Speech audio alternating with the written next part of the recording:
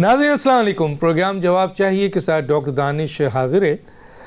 آج چند اہم ایشو ہیں, ہمارے اہم مہمان ہیں, ان سے بات کریں گے, زیادہ ٹائم ان کو دیں گے, کوشش کریں گے کہ ان کی بات کو آپ تک پہنچائی جائے. بات شروع کریں گے کہ پاکستان کی دو بڑی حریف جماعتیں, پاکستان پیپلز پارٹی اور PMLN, جو ماضی میں ایک بڑی سیاسی جماعت کے طور پر نظر آئیں, وہ اب ضمنی الیکشن انتخابی اتحاد کرنے جا رہی ہیں. پاکستان میں ماضی میں پاکستان پیپلز پارٹی اور PMLN اتحادی حکومت کا تو حصہ رہیں, میثاق بھی ہوا دونوں قائد کے درمیان, لیکن انتخابی اتحاد پاکستان پیپلز پارٹی اور PMLN میں نظر نہیں آیا, جو کہ اب اعلان کیا گیا ہے. تو کیا اس کی وجہ یہ ہے کہ پاکستان پیپلز پارٹی یا مسلم لیگ نون دونوں عوامی طور پر یہ سمجھتی ہیں کہ ان کی مقبولیت میں بہت کمی ہو گئی ہے؟ آگے پوچھیں گے. کیا تحریک انصاف جو ہے وہ ضمنی الیکشن لڑنے جا رہی ہے, جیسے کہ سننے میں آیا تھا کہ نہیں لڑے گی, یہ پوچھیں گے. اور یہ بھی معلوم کریں گے کہ وہ الیکشن کو کس طرح سے اپنا پروگرام کر رہی ہے, اس پہ بھی بات کریں گے. ملک کو مزید صوبے کی ضرورت ہے, بہت زیادہ اس پہ بات کی جا رہی ہے. آج ہمارے ایک اہم ایکسپرٹ بھی موجود ہیں اور دو بڑی سیاسی جماعتوں کے رہنما بھی ہیں, پاکستان پیپلز پارٹی اور PTI, ان کی بھی رائے لیں گے. اور یہ جو آئینی بینچ ہے, جو 26ویں ترمیم کے تحت, جو 26ویں ترمیم ایک متنازع ترمیم کے تحت جو یہ آئینی بینچ بنا ہے, اس بینچ میں ججز کی تقرر کے طریقہ کار کے حوالے سے جو جوڈیشل کمیشن ہے, اس میں جو فیصلہ ہونا تھا یا سب کمیٹی میں جو گیا وہ فیصلہ نہیں ہو سکا. یہاں پر ضرور اپنی ایکسپرٹ سے پوچھیں گے کہ جناب علی یہ بتائیے کہ یہ جو کانسٹیٹیوشنل بینچ ہے, اسپیسیفک ایک عدالت ہے, اس میں ججز کیسے ہونے چاہیے, ان ایشوز پہ بات کریں گے. میرے ساتھ جو لوگ ہیں, ان کا مہمان, میرے معزز مہمان ہیں, ان کا تعارف کراتے ہیں. سینیٹر مولا بخش چانڈیو صاحب, سابق وفاقی وزیر, سینئر رہنما پاکستان پیپلز پارٹی, آپ کا بہت شکریہ سر, آپ نے ہمیں جوائن کیا. میرے ساتھ ہیں جناب ملک شفقت عباس اعوان, ایڈوکیٹ, رکن قومی اسمبلی, رہنما تحریک انصاف, آپ کا بہت شکریہ سر, آپ نے ہمیں جوائن کیا. میرے ساتھ ہیں جناب چودھری اکرم, سینئر صحافی, تجزیہ کار, آپ کا ہی بہت شکریہ, آپ نے جوائن کیا. حافظ احسان احمد صاحب, ماہر قانون بھی ہیں اور لوگ یہ کہتے ہیں کہ ماہر معیشت بھی ہیں, ماہر سیاست بھی ہیں, کافی چیزوں میں ان کی ایکسپرٹیز ہے, آج ہمارے ساتھ ہیں, ان کا یہ بہت شکریہ. جی سینیٹر مولا بخش چانڈیو صاحب, میری آواز آ رہی ہے آپ کو؟ جناب مولانا بخش صاحب, ذرا کڑا وقت ہے, کچھ سوالات ہیں, لوگ کہہ رہے ہیں, جو پوچھ رہے ہیں, میں آپ کے سامنے رکھنا چاہتا ہوں. سر, پاکستان پیپلز پارٹی اور PMLN دو بڑی حریف جماعتیں رہی ہیں ماضی میں, اور ماضی میں ہم نے کبھی نہیں دیکھا, لڑائی تو ہم نے دیکھی, اتحادی حکومت بھی بنی, جیسے PDM کی حکومت تھی, اس سے پہلے بھی حکومت آپ کی بنی, لیکن انتخابی اتحاد کبھی نہیں کیا آپ لوگوں نے. یہ پہلی دفعہ آپ انتخابی اتحاد کرنے جا رہے ہیں. حالانکہ میثاق جمہوریت بھی ہوئی محترمہ بے نظیر بھٹو اور آپ کے نواز شریف کے درمیان, اس کے بعد بھی آپ نے انتخابی جو ہے وہ اتحاد نہیں کیا. تو کیا لوگ یہ پوچھ رہے ہیں کہ پاکستان پیپلز پارٹی اور PMLN عوامی طور پر اتنی کمزور ہو چکی ہے کہ وہ انتخاب مل کے لڑ رہی ہے, اور وہ بھی ضمنی انتخاب؟ جی کیا کہیں گے؟ میرا خیال ہے لوگوں کو حق ہے کہ وہ اپنی رائے رکھیں اور تبصرہ کریں یا تجزیہ کریں. صورتحال کا میں ان کے حق کی مخالفت نہیں کرتا, لیکن پاکستان پیپلز پارٹی نے اپنا کبھی بھی کوئی سیاسی معاملہ ذاتی معاملہ نہیں بنایا, نہ اس کو انا کا مسئلہ بنایا. جہاں آگے بڑھنا اچھا سمجھا پاکستان خاطر, جہاں دو قدم پیچھے ہٹنا بھی کوئی عیب نہیں ہوتا ہے. پیپلز پارٹی نے بہت بار ایسا کیا ہے اور پہلے اس سے پہلے بھی حکومتوں کا اتحاد ہوا ہے. میں اپنی قیادت سے معافی مانگتا ہوں. میں ایک پارٹی کے کارکن کی حیثیت سے میں سمجھتا ہوں نون لیگ کے ساتھ اتحاد کا تجربہ ہمارا اچھا نہیں رہا. ہم نے پہلے جب ہمارے اکثریت حکومت میں ہم نے پنجاب میں بھی ان کو حکومت حوالے کی, انہوں نے ہمارے لوگوں کے ساتھ کوئی اچھا رویہ نہیں رکھا. انہوں نے کوئی مثالی کردار ہمارے لیے نہیں کیا. ابھی ہم ان کے ساتھ ہیں, لیکن پنجاب میں کوئی ہمارے لوگوں کو آسانیاں نہیں ہیں. لیکن پھر بھی میری قیادت کا یہ کمال ہے, بی بی سے لے کر آصف صاحب لے کر پھر بلاول صاحب تک بھی یہ ہماری قیادت کا کمال ہے کہ حالات کے مطابق اپنے غصے کو, اپنے ضد کو, اپنی انا کو چھوڑتے ہیں, پاکستان کے معاملات کو آگے بڑھانا چاہتے ہیں, معیشت کو بھی آگے بڑھانا چاہتے ہیں, سیاسی کلچر کو بھی آگے. لیکن بدقسمتی ہے یہاں سیاسی کلچر کو مضبوط کرنے کی روایت موجود نہیں ہے. آپ جب بھی ہاتھ بڑھائیں گے اتحاد سے 100 لوگ کھڑے ہو جائیں گے, اجی ایسا ہو گیا ہے, اجی پیپلز پارٹی ناکام ہو گئی ہے, اجی کمزور. کوئی کمزوری نہیں ہے, پیپلز پارٹی آج بھی قوت ہے. لیکن پنجاب کی صورتحال کو میں سمجھتا ہوں, میں پرانا کارکن ہوں پیپلز پارٹی کا, میں پنجاب کی صورتحال کو سمجھتا ہوں. ضیاء الحق نے کس انداز سے 11 سال حکومت کرتے ہوئے ایک ہی پارٹی کو, ایک ہی قیادت کو پنجاب پر حاوی کیا اور پیپلز پارٹی کو کمزور کرتے رہے.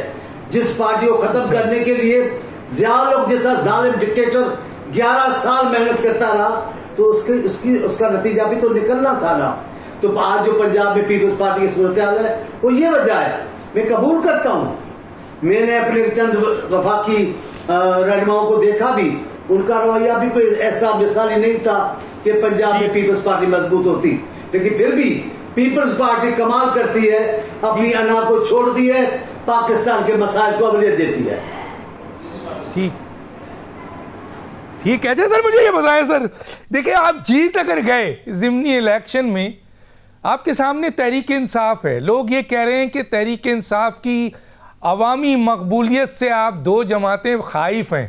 اگر فرض کیجئے یہ بات ہے, ایک تو یہ سوال کا جواب دیجئے, واقعی آپ اتنے خائف ہیں دونوں کہ ماضی کی بڑی سیاسی جماعتیں ہیں, دونوں مل کر ایک نئی سیاسی جماعت جو کہ جس کا لیڈر اس وقت جیل میں ہے اور اس کی تنظیم کا یہ حال ہے, اس سے اتنے خائف ہیں آپ کہ آپ مل کر الیکشن لڑ رہے ہیں؟ ایک. اور دوسرا ایک اور سر سوال وہ یہ پوچھ رہے ہیں لوگ کہ یہ بتائیے کہ اگر آپ دونوں جیت گئے, حکومت آپ کی, الیکشن کمیشن آپ کا, حالات آپ کے حق میں, تو کوئی بڑی بات نہیں. لیکن سر اگر ہار گئے اور فیئر الیکشن ذرا سا بھی ہو گیا تو پھر کیا ہوگا سر؟ پھر پیپلز پارٹی عوام میں کہاں کھڑی ہوگی؟ میرا خیال ہے پیپلز پارٹی کو جہاں کھڑا ہونا تھا وہاں آج تک کھڑی ہوئی ہے. پیپلز پارٹی آج بھی نہیں ادھر ادھر ہوئی. پیپلز پارٹی کو جہاں بھی اصولی موقف اختیار کرنا پڑا ہے انہوں نے کیا ہے. اس سے پہلے ایسا ہو چکا ہے, پنجاب سے صرف 1 یا 2 سیٹیں ہمیں دی گئی.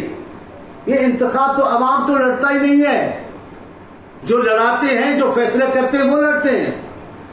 میاں صاحب کو جس انداز سے اکثر دلوائی گئی آپ کو یاد ہے, بے نظیر صاحبہ نے قومی اسمبلی میں کھڑے ہو کر کہا کہ یہ جو بھاری مینڈیٹ ہے یہ آپ کاندھے کا نہ بوجھ بن جائے. ایسا ہی ثابت ہوا, اسی بھاری مینڈیٹ کے ساتھ گھر چلے گئے. یہاں جمہوریت کا معاملہ نہیں تھا, اصل مسئلہ تھا. بی بی نے میاں صاحب کو مخاطب ہو کر کہا تھا کہ آؤ جمہوریت کو مضبوط کریں, آپ شخصیت کی بات نہ کریں, صرف پیپلز پارٹی کو نیچے دکھانے کے لیے. ابھی بھی بس میں بات ختم کر رہا ہوں. آپ کے سوال کا جواب یہی ہے کہ ہم نہیں چاہتے ہوئے بھی, مشکل حالات کے باوجود بھی پاکستان کو مصیبتوں سے نکالنے کے لیے مشکل فیصلے کر رہے ہیں.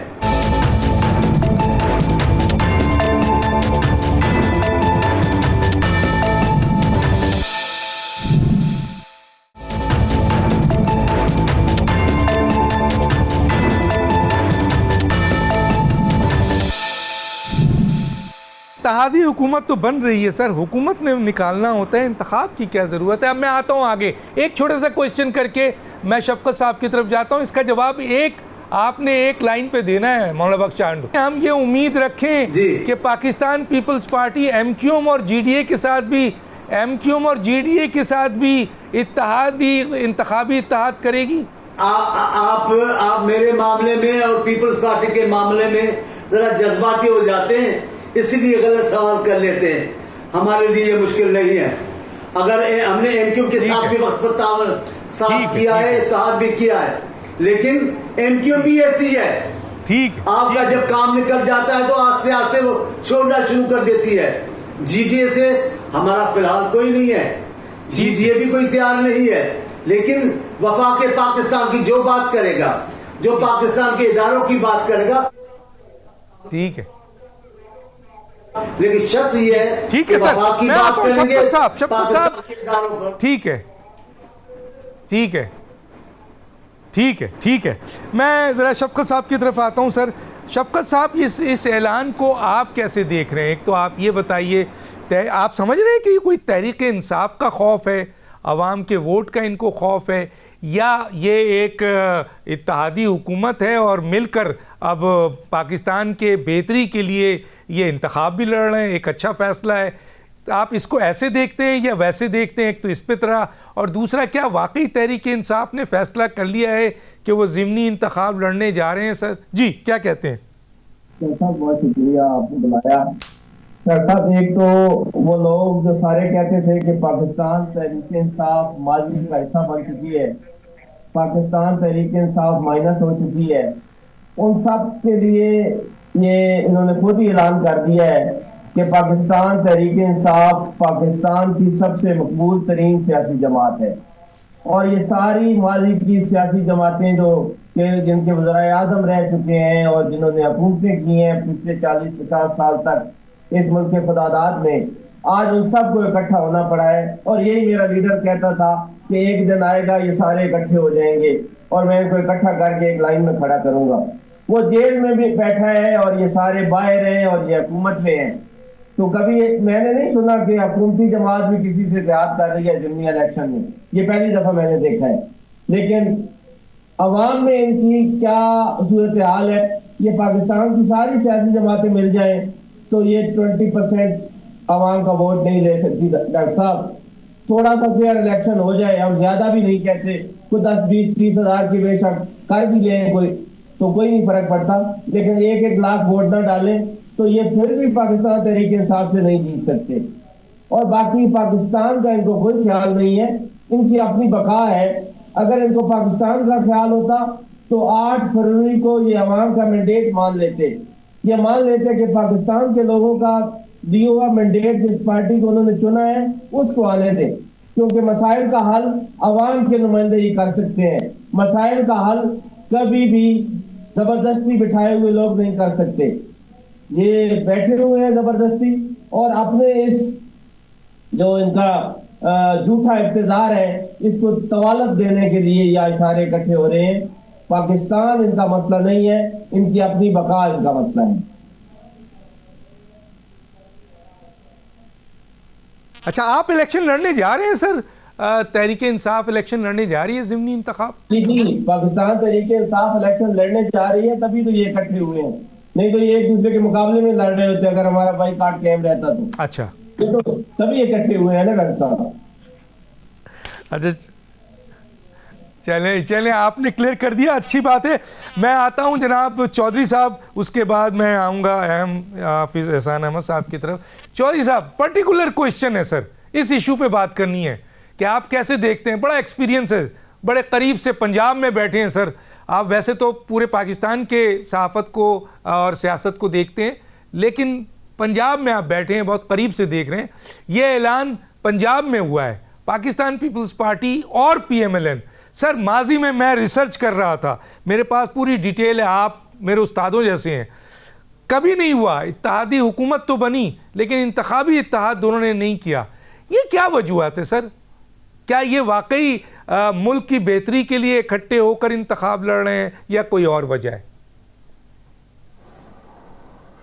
ڈاکٹر صاحب, 2 سوال ہیں آپ کے اور دونوں کا جواب ہے میرے پاس. میں آپ کو دونوں سوالوں کو الگ الگ کر کے جواب دینا پسند کروں گا.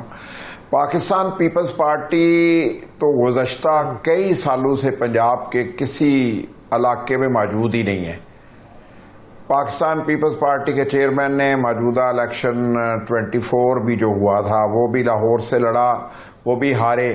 اس کے علاوہ بھی پاکستان پیپلز پارٹی کے پلیٹ فارم سے, پاکستان پیپلز پارٹی کے جھنڈے سے, پاکستان پیپلز پارٹی کے انتخابی نشان سے گزشتہ 1988 کے بعد بتدریج اپنا سائز کم کرتے کرتے آج ماسوائے رحیم یار خان کی شخصیات کے علاوہ یا اور کوئی پنجاب میں شخصیت ہوگی جو اپنی ذاتی وجہ سے الیکشن جیتتی ہے, پیپلز پارٹی کی وجہ سے نہیں جیتتی.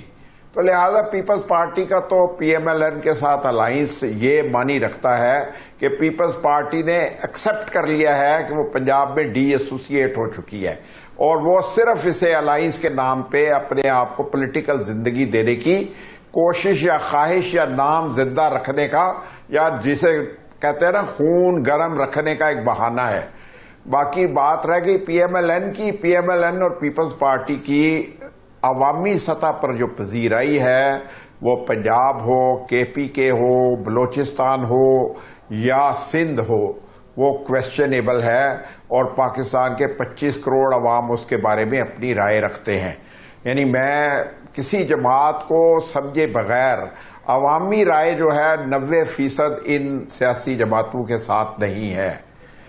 وہ ووٹ نفرت میں نہیں دینا چاہتے, وہ نظریاتی طور پہ نہیں دینا چاہتے یا ان کی ماضی کی کارکردگی سے متاثر نہیں ہیں اس وجہ سے نہیں دینا چاہتے, لیکن عوام ان سیاسی جماعتوں کو قبول کرنے کے لیے تیار نہیں ہیں.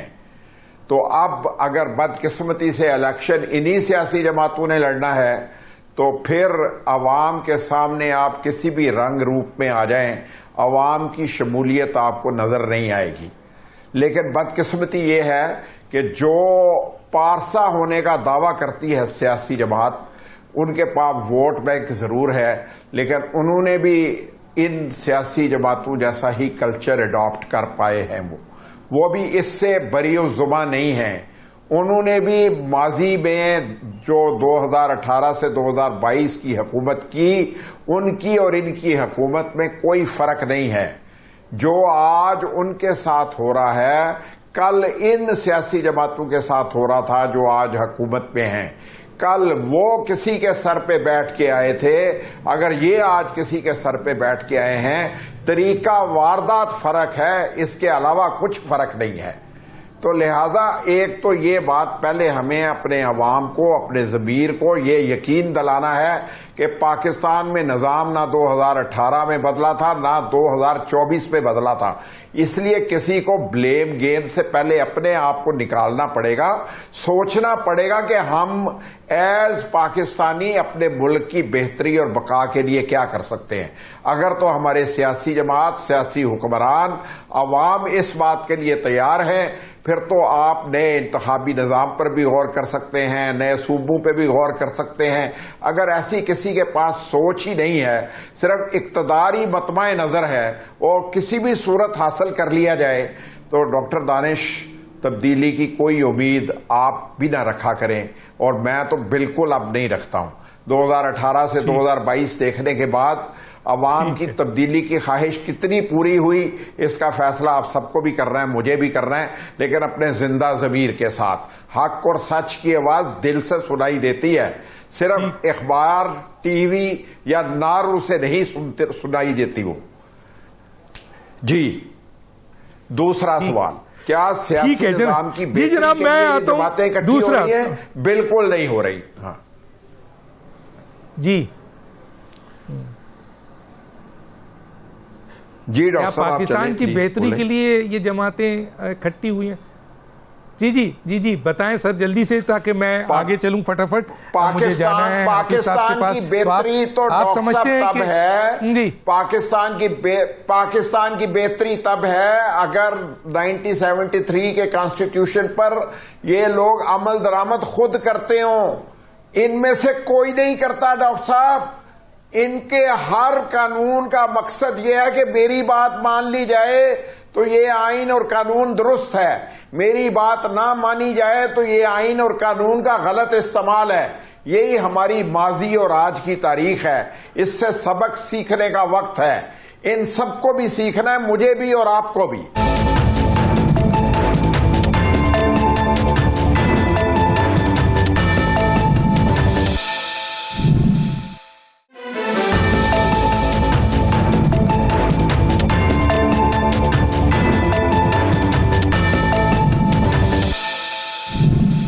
Welcome back. جی حافظ صاحب, اپنی بات کو آپ کنٹینیو کریں تاکہ پھر میں آگے جاؤں.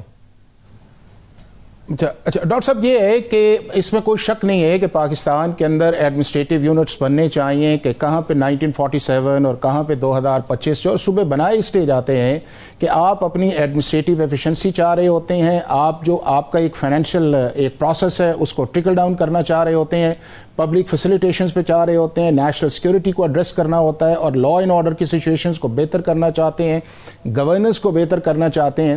لیکن اگر دنیا کے اندر میں آپ کو ریسنٹ ماڈل دکھاؤں کہ جہاں پہ ممالک نے آگے کیا ہے, مثلا ٹرکی کے اندر 81 پروونسز بنے, کینیا نے 3 کاؤنٹی سے 47 کاؤنٹیز تک چلی گئی, انڈونیشیا کے اندر آپ کے 27 پروونسز بن گئے. 2 میں آپ کو اگزامپلز دوں گا. ایک روانڈا نے جو اپنا بہت زیادہ ریسنٹلی جو اپنے آپ کو امپروو کر کے اور اب وہ افریقہ کے کانٹیننٹ کے اندر اب لائک یورپین کنٹری ہے, اور دوسرا ایسٹونیا ہے. اور اس کے بعد دنیا کے دوسرے ممالک ہیں جن ایڈمنسٹریٹو یونٹس پہ ہم بات کرتے ہیں, چاہے ہم امریکہ کی ریاستوں کی بات کرتے ہیں, رشیا کی کرتے ہیں, چائنا کی کرتے ہیں, برطانیہ کی کرتے ہیں. ڈاکٹر صاحب, سائملٹینیسلی جن ممالک نے ان ریفارمز کے اوپر گئے ہیں, ایڈمنسٹریٹو یونٹس کے اندر جو گئی ہیں, انہوں نے لوکل گورنمنٹ جو ہے اس کو ساتھ ساتھ چلایا ہے اور امپروو کیا ہے اور اسے بہتر کیا ہے.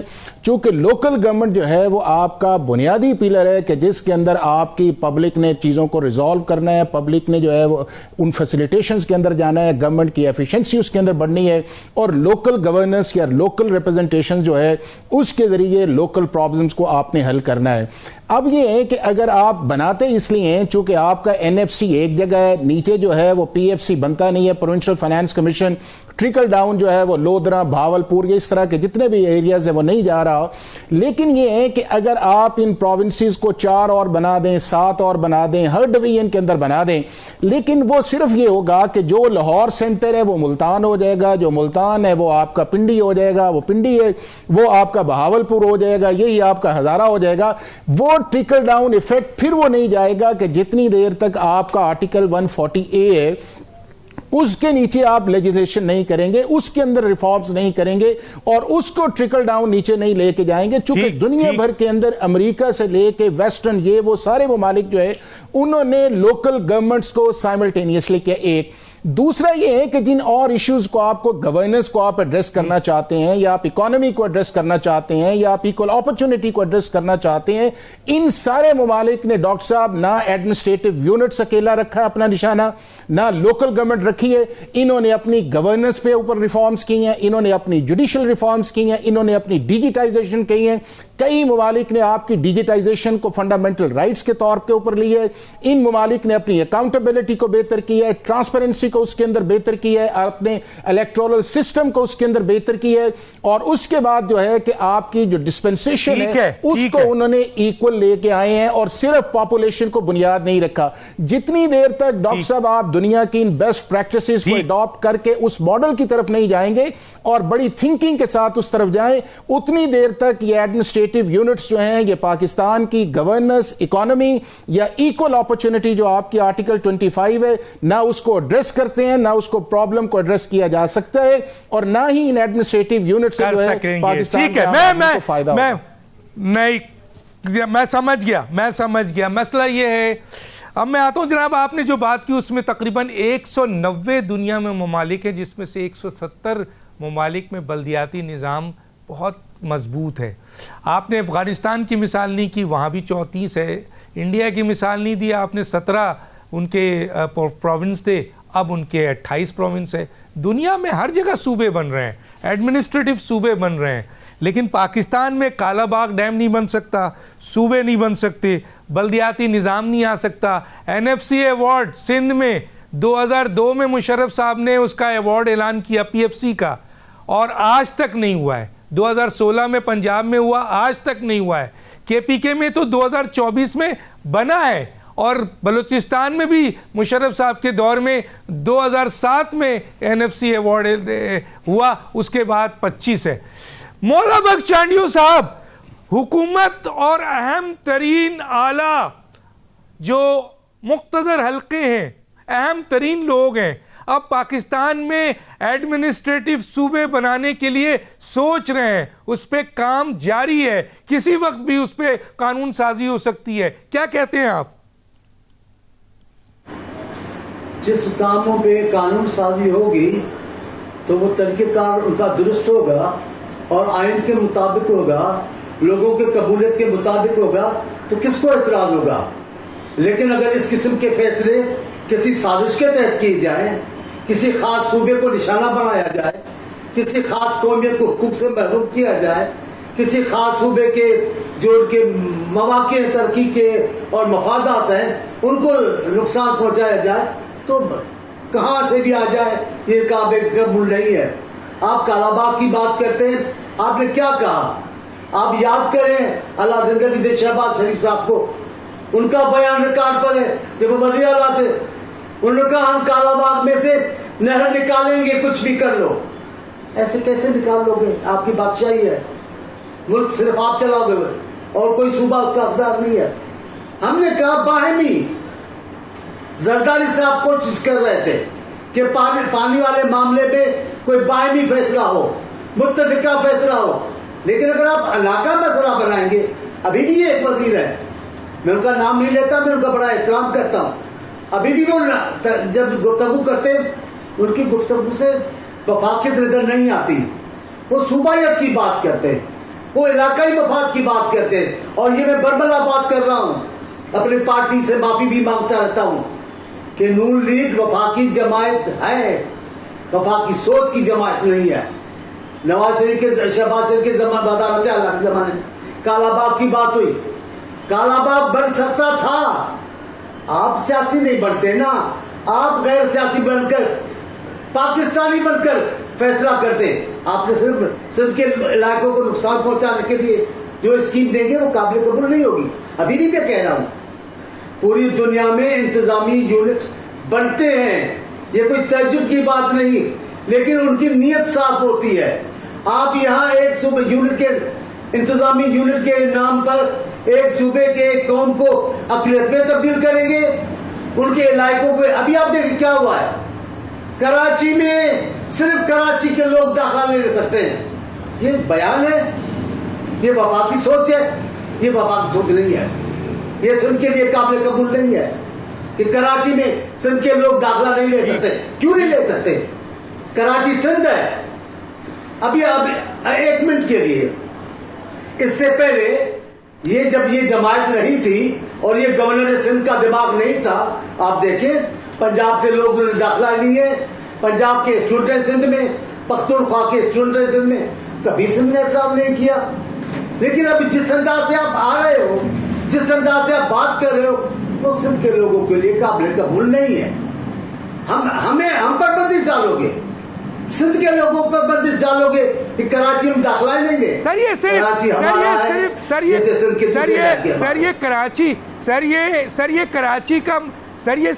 کا مسئلہ نہیں ہے. بلوچستان کو 4 حصوں میں توڑ رہے ہیں, پنجاب کو 4 حصوں میں توڑ رہے ہیں, KPK کو 3 حصوں میں, سندھ میں 3 ایڈمنسٹریٹو صوبے بن جائے, ایڈمنسٹریٹو صوبے, تو اس میں آپ کو اعتراض کیا ہے؟ اعتراض کیا ہے؟ بیسک اعتراض کیا ہے؟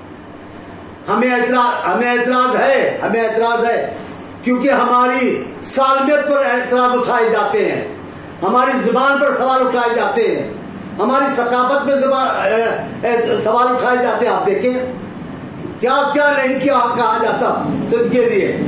آپ سندھ کے تقسیم کی بات کریں گے, سندھ کے لوگ نہیں مانیں گے. آپ سندھ کی زبان کی بات کریں گے, سندھ کے لوگ نہیں مانیں گے. ٹھیک ہے, اب وہ تو بات ہی وہ کرتے ہیں. اور کے بعد اب دیکھیں, میں بتاؤں آپ کو, کہا کہ کالا باغ سے کوئی دوسری نہر نہیں بنائی جائے گی. شہباز شریف صاحب نے اعلان کر دیا ہم نکالیں گے جی, جنہیں جو کچھ کرنا ہے کر. اگر ایسے اسٹینڈ آپ لیں گے تو یہ تو صوبائیت کی بات بنے گی اور سندھ کے لوگ اپنے حقوق کے معاملے میں جان کی بازی لگا دیں گے.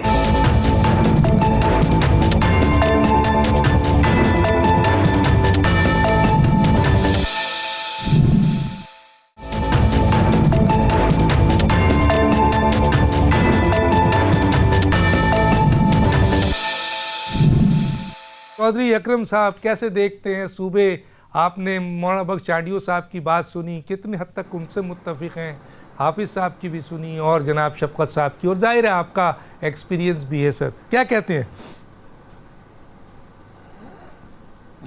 याद माजी अजाब है यार, अब छीन ले मुझसे हाफजा मेरा।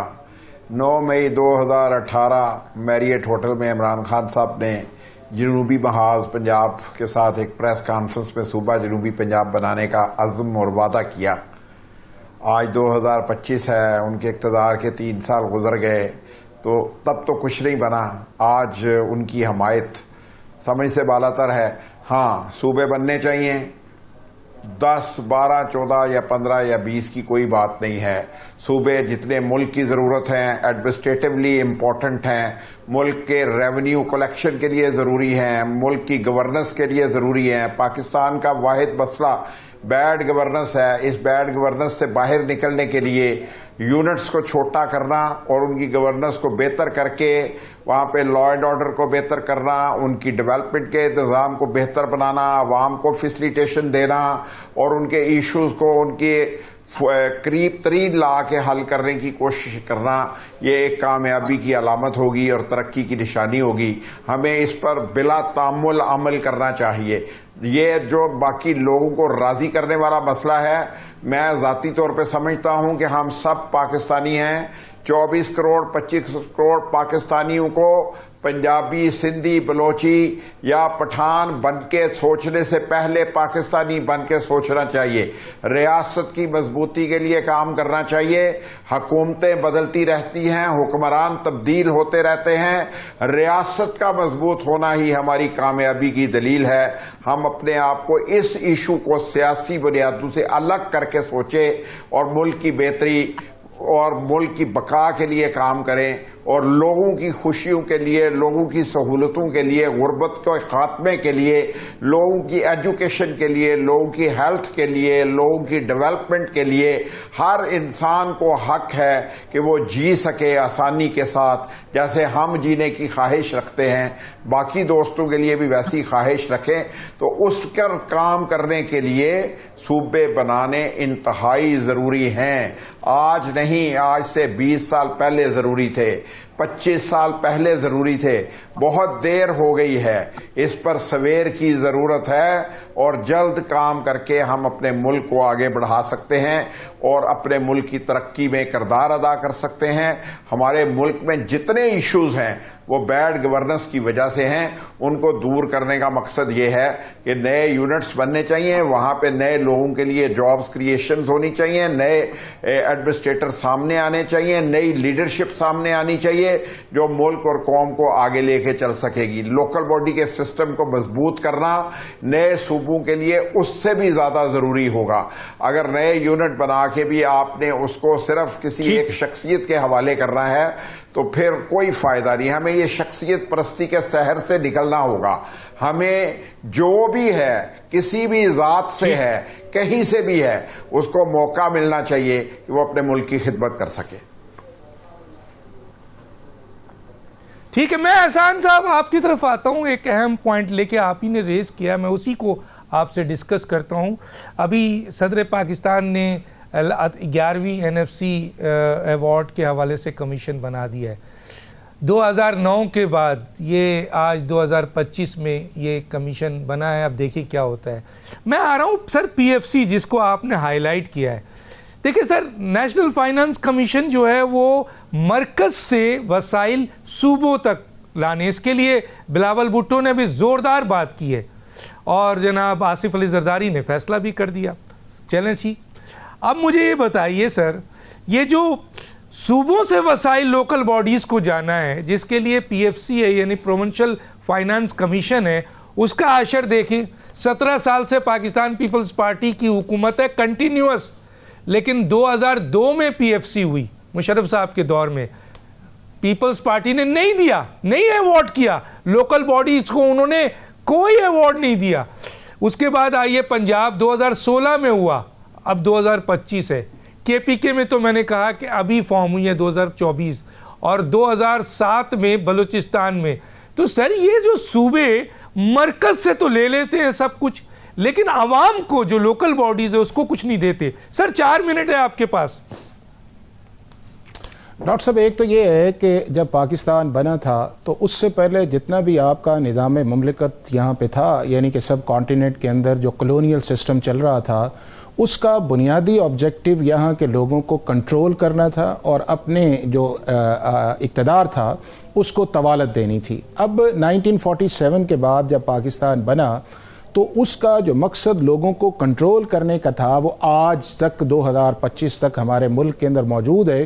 اور وہ جو ایک شفٹ کرنا تھا آپ نے کہ اس ملک کو ایک ویلفیئر اسٹیٹ کے اندر یا پبلک پارٹیسپیشنز کے اندر, یا اس کے بعد یہ ہے کہ عوام کا ٹرسٹ جو گورنمنٹ پہ آئے, اس کے اوپر ہم نے کام نہیں کیا. آپ نے انڈیا کی مثال دی. انڈیا نے 1949 کے اندر اپنے پروونسز کو یا اسٹیٹس کو بڑھانے کے لیے ایک اسپیشل لا بنایا, انہوں نے اپنا کانسٹیٹیوشن بنایا, اور اس سے لے کے 2014-15 تک جو ہے انہوں نے اپنی اسٹیٹس جو ہیں وہ بڑھائیں.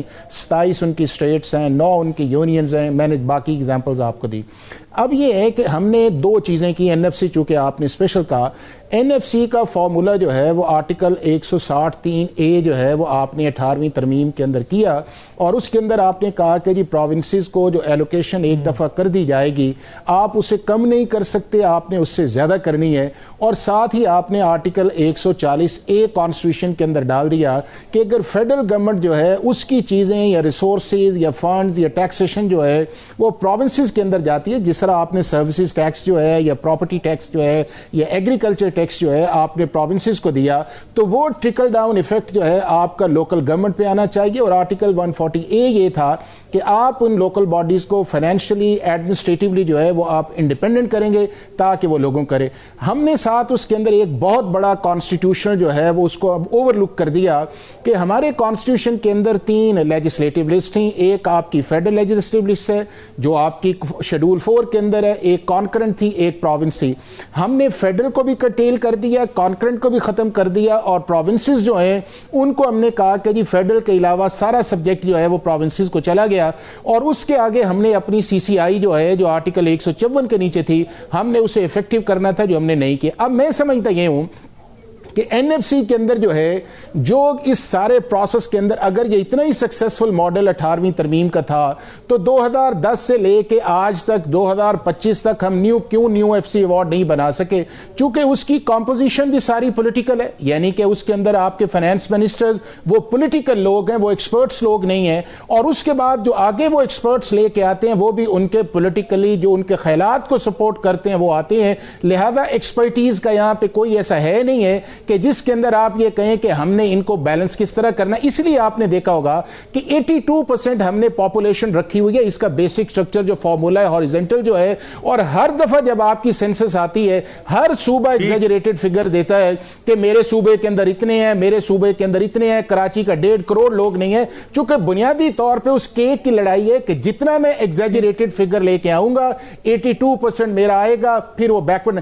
اب میں سمجھتا ہوں کہ اگر NFC جا رہا ہے تو ہمیں یہاں کے اوپر جو ہے ایک بالکل کانسٹیٹیوشن امینڈمنٹ کی طرف جانا چاہیے, اور وہ جانا چاہیے کہ ہمیں لوکل گورنمنٹ کی ایک لسٹ بنانی چاہیے کہ جس کے اندر یہ ہے کہ آرٹیکل 140A کے نیچے جو ہے یہ چیزیں جو ہیں یہ صرف آپ کی لوکل گورنمنٹ کرے گی, وہاں پہ فنڈز جائیں گے, اور اگر نہیں جائیں گے تو آپ کی پرفارمنس جو ہے آپ کو NFC کے اندر پیسہ نہیں ملے گا. دوسرا یہ ہے کہ جس طرح آپ کی فیڈرل گورنمنٹ جو ہے آپ کی ڈیفنس پہ جا رہی ہے, آپ کی کلائمیٹ چینج پہ ہے, یا آپ کا اس کے اندر جو ہے آپ کا ڈیٹ سروس ہے, اور اس کے بعد آپ کے جو اسپیشل انیشیٹیوز ہیں, اب صوبوں کی کنٹریبیوشن ہے نہیں ہے, خرچ وہاں پہ ہوتا ہے, PSDP آپ کے سامنے کم ہے. تو میرا خیال یہ ہے کہ ان ساری چیزوں کو سر آخری جملہ آخری جملہ سر آخری میں ڈاکٹر صاحب یہ کہوں گا کہ میں آخری اس کے اندر یہ کہوں گا کہ پاکستان,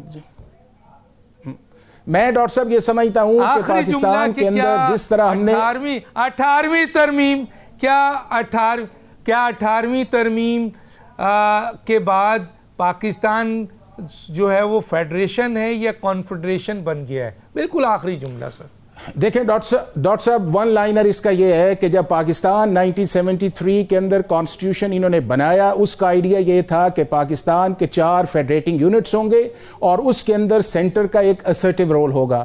ہم نے 18ویں ترمیم کے بعد جو فیڈرنگ یونٹس کا کانسیپٹ ختم کر کے ہم اسے کنفیڈریشن پہ چلے گئے ہیں، جو پاکستان کے اوریجنل کانسٹیٹیوشنل میکرز کی اسپرٹ تھی یا ان کا مینڈیٹ تھا۔ ہم نے 18ویں ترمیم کے اندر جا کے اس کو کافی حد تک یا وائلیٹ کیا ہے یا اس سے ڈسٹنس اختیار کر لی۔ اگر ہم نے 15-16 سال اس سسٹم کو چلایا ہے، بہت شکریہ، آپ کا وقت ختم ہوا چاہتا ہے، بہت شکریہ، وقت ختم ہوا چاہتا ہے، کلیئر جواب آپ نے دے دیا، وقت ختم ہوا چاہتا ہے۔ ڈاکٹر دانش کو یاد دیجیے، اللہ حافظ۔